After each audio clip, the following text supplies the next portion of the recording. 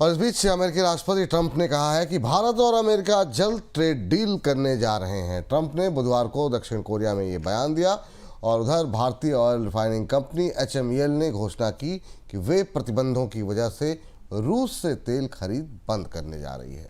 HMEL देश की पहली कंपनी है जिसने रूस से तेल खरीद रोकने की बात कही गई। माना जा रहा है कि रूस से तेल खरीद घटाए जाने के बाद ही भारत और अमेरिका के बीच ट्रेड डील पर बात आगे बढ़ रही है। सर, भारत और अमेरिका के बीच डील को लेकर के अभी की सिचुएशन क्या दिखाई दे रही है?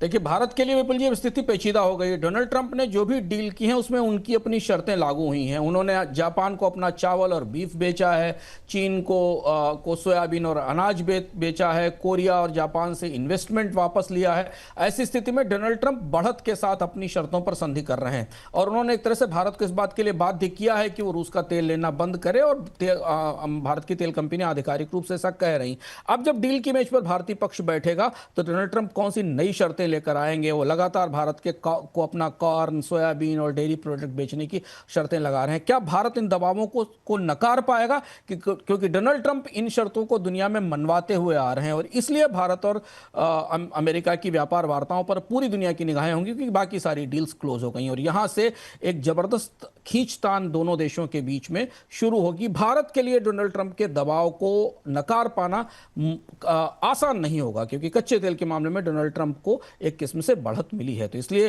फिंगर्स क्रॉस्ड हैं डील को लेकर। भारत इसे कैसे डील करेगा? डोनाल्ड ट्रंप जीत के उत्साह के साथ वापस अमेरिका पहुंचे हैं, यह देखना होगा और इस पर हमारी निगाहें रहेंगी।